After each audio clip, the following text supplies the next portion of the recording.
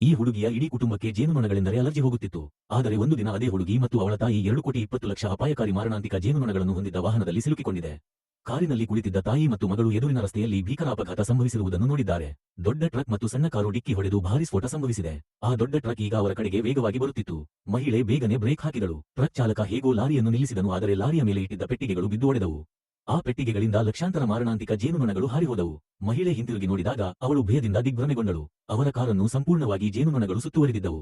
ಅದೃಷ್ಟವಶಾತ್ ಅವರ ಕಾರಿನ ಕಿಟಕಿಗಳು ಮುಚ್ಚಿದ್ದವು. ಆದರೆ ಟ್ರಕ್ ಚಾಲಕ ಸಕಾಲದಲ್ಲಿ ಕಿಟಕಿ ಮುಚ್ಚಲು ಸಾಧ್ಯವಾಗದ ಕಾರಣ ಜೇನುನೊಣಗಳು ಆತನ ಮೇಲೆ ದಾಳಿ ನಡೆಸಿವೆ.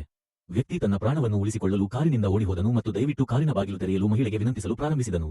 ಆದರೆ ಆಕೆ ಬಾಗಿಲು ತೆರೆದಿದ್ದರೆ ಆಕೆ ಮತ್ತು ಆಕೆಯ ಮಗಳು ಸಾವಿಗೀಡಾಗುತ್ತಿದ್ದರು. ಆದ್ದರಿಂದ ಆ ವ್ಯಕ್ತಿ ನೆಲದ ಮೇಲೆ ಬೀಳುವುದನ್ನು ನೋಡುವಂತೆ ಅವಳು ಒತ್ತಾಯಿಸಲ್ಪಟ್ಟಳು. ಆದರೆ ಈಗ ಎಲ್ಲ ಜೇನುನೊಣಗಳು ಒಂದೇ ಕಾರಿನತ್ತ ಚಲಿಸಲು ಪ್ರಾರಂಭಿಸಿದವು ಎಂದು ನನಗೆ ತಿಳಿದಿಲ್ಲ.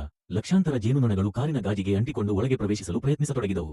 ಇದೀಗ ಕಾರಿನಲ್ಲಿ ತಾಯಿ ಮತ್ತು ಮಗಳು ಸಿಕ್ಕಿಬಿದ್ದಿದ್ದರು. ಮಹಿಳೆ ತಕ್ಷಣ 91ಗೆ ಕರೆ ಮಾಡಿ ಪೊಲೀಸ್ ಮತ್ತು ರಕ್ಷಣಾ ತಂಡಕ್ಕೆ ಕರೆ ಮಾಡಿದರು. ಅವಳು ತನ್ನ ಸ್ಥಳವನ್ನು ಅವರಿಗೆ ತಿಳಿಸಿದಳು ಮತ್ತು ಅವಳ ಮಗಳಿಗೆ ಜೇನುನೊಣಗಳಿಗೆ ಅಲರ್ಜಿ ಇದೆ. ಕರೆ ಸ್ವೀಕರಿಸಿದ ವ್ಯಕ್ತಿ ಮುನ್ನೆಚ್ಚರಿಕೆಯಾಗಿ ಅಡ್ರಿನಾಲಿನ್ ಔಷಧವನ್ನು ಸಿದ್ಧವಾಗಿಟ್ಟುಕೊಳ್ಳಲು ಹೇಳಿದರು. ಸ್ವಲ್ಪ ಸಮಯದ ನಂತರ ಪೊಲೀಸರು ಮತ್ತು ಅಗ್ನಿಶಾಮಕ ದಳ ಸ್ಥಳಕ್ಕೆ ತಲುಪಿತು. ಜೇನುನೊಣಗಳು ಕಡಿಮೆ ಇರುವ ಪ್ರದೇಶಗಳಿಂದ ಜನರನ್ನು ರಕ್ಷಿಸಲು ಪೊಲೀಸರು ಪ್ರಾರಂಭಿಸಿದರು. ಆದರೆ ತಾಯಿ ಮತ್ತು ಮಗಳು ಇದ್ದ ಕಾರು ಮತ್ತು ಟ್ರಕ್ಗಾಗಿ ಪರಿಣಿತ ಅಗ್ನಿಶಾಮಕ ತಂಡವನ್ನು ಕರೆಸಲಾಯಿತು. ಜೇನುನೊಣಗಳು ಹರಡುವುದನ್ನು ತಡೆಯಲು ಪೊಲೀಸರು ಬಯಸಿದ್ದರು. ಇಲ್ಲವಾದಲ್ಲಿ ಇಡೀ ನಗರದಲ್ಲಿ ಅನಾಹುತ ಸೃಷ್ಟಿಸುತ್ತಿದ್ದಳು. ಆದರೆ ಶಾಖದಿಂದಾಗಿ ಜೇನುನೊಣಗಳು ಇನ್ನಷ್ಟು ಕೋಪಗೊಂಡವು. ಟ್ರಕ್ನಲ್ಲಿ 2,20,00,000 ಜೇನುನೊಣಗಳು ತುಂಬಿದ್ದವು. ಅಗ್ನಿಶಾಮಕ ಸಿಬ್ಬಂದಿ ರಕ್ಷಣಾ ಉಡುಪು ಧರಿಸಿ ಬಂದರು. ಟ್ರಕ್ ಡ್ರೈವರ್ ಈಗ ಸತ್ತಿರುವುದನ್ನು ಅವರು ನೋಡಿದರು. ನಂತರ ಅವರು ಮಹಿಳೆ ಮತ್ತು ಅವರ ಮಗಳನ್ನು ರಕ್ಷಿಸಲು ಮುಂದಾದರು. ಕಾರಿನ ಸುತ್ತಲೂ ಜೇನುನೊಣಗಳು ಆವರಿಸಿದ್ದವು. ಹುಡುಗಿಗೆ ಅಲರ್ಜಿ ಇದ್ದ ಕಾರಣ ಅವುಗಳನ್ನು ಹೊರತೆಗೆಯುವುದು ಅಷ್ಟು ಸುಲಭವಾಗಿರಲಿಲ್ಲ. ಹಾಗಾಗಿ ಜೇನುನೊಣಗಳನ್ನು ಓಡಿಸದೆ ಹೊರತೆಗೆಯಲಾಗಲಿಲ್ಲ. ಅವರು ಕಾರ್ಬನ್ ಡೈಆಕ್ಸೈಡ್ ಸ್ಪ್ರೇ ಅನ್ನು ಬಳಸಿದರು. ಆದರೆ ಎಲ್ಲಾ ಸ್ಪ್ರೇ ದಣಿದಿದೆ ಮತ್ತು ಜೇನುನೊಣಗಳು ಇನ್ನೂ ಹೋಗಲಿಲ್ಲ. ಜೇನುನೊಣಗಳು ನೀರು ತೆಗೆಯುವ ಯಂತ್ರದ ಪೈಪ್ಗೆ ನೀರು ಬರಲು ಸಾಧ್ಯವಾಗದೆ ತಡೆ ಹಿಡಿದಿವೆ. ಅಗ್ನಿಶಾಮಕ ತಂಡದ ಕ್ಯಾಪ್ಟನ್ ರೇಡಿಯೋದಲ್ಲಿ ಹೆಚ್ಚಿನ ವಾಹನಗಳಿಗೆ ಕರೆ ಮಾಡಲು ಸಂದೇಶ ಕಳುಹಿಸಿದರು. ಅಷ್ಟರಲ್ಲಿ ಕಾರಿನೊಳಗಿದ್ದ ಮಹಿಳೆಗೆ ಒಂದು ಭಯಾನಕ ದೃಶ್ಯ ಕಂಡಿತು. ಕಾರಿನೊಳಗೆ ಜೇನುನೊಣ ಬಂದಿತ್ತು. ಕಾಲ್ ಸೆಂಟರ್ನವರು ತಕ್ಷಣವೇ ಎಲ್ಲಾ ಏರ್ವೆಂಟ್ಗಳನ್ನು ಮುಚ್ಚುವಂತೆ ಹೇಳಿದರು. ಮಹಿಳೆ ಇದನ್ನು ಮಾಡಿದಳು. ಆದರೆ ಅಷ್ಟರೊಳಗೆ ಅನೇಕ ಜೇನುನೊಣಗಳು ಒಳಗೆ ಬಂದಿದ್ದವು.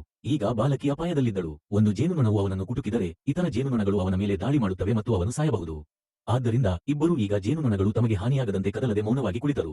ಅಗ್ನಿಶಾಮಕ ಸಿಬ್ಬಂದಿ ಮತ್ತೊಬ್ಬ ಗಾಯಗೊಂಡ ಮಹಿಳೆಯನ್ನು ಪತ್ತೆ ಮಾಡಿದರು. ಅವನ ಉಸಿರಾಟವು ತುಂಬಾ ದುರ್ಬಲವಾಗಿತ್ತು. ಅವನು ಅವನನ್ನು ಪರೀಕ್ಷಿಸಲು ಪ್ರಾರಂಭಿಸಿದಾಗ ಅವನ ಬಾಯಿಯಿಂದ ಜೇನುನೊಣಗಳು ಹೊರಬರುವುದನ್ನು ಅವನು ನೋಡಿದನು. ಅವರ ಶ್ವಾಸನಾಳವು ನಿರ್ಬಂಧಿಸಲ್ಪಟ್ಟಿದ್ದರಿಂದ ಅವರು ಉಸಿರುಗಟ್ಟುತ್ತಿದ್ದರು. ಕಾರಿನೊಳಗಿದ್ದ ಪರಿಸ್ಥಿತಿಯು ನಿಯಂತ್ರಣಕ್ಕೆ ಬರಲಿಲ್ಲ. ಜೇನುನೊಣ ಬಂದು ಹುಡುಗಿಯ ಮುಖದ ಮೇಲೆ ಕುಳಿತು ತನ್ನ ಕುಟುಕನ್ನು ಹುಡುಗಿಯ ಕಡೆಗೆ ಚಲಿಸುತ್ತಿತ್ತು. ಬಾಲಕಿ ಕೂಡಲೇ ಆತನಿಗೆ ಕೈಯಿಂದ ಹೊಡೆದು ಕೊಂದಿದ್ದಾಳೆ. ಆದರೆ ಬಹುಶಃ ಅದು ತುಂಬಾ ತಡವಾಗಿತ್ತು.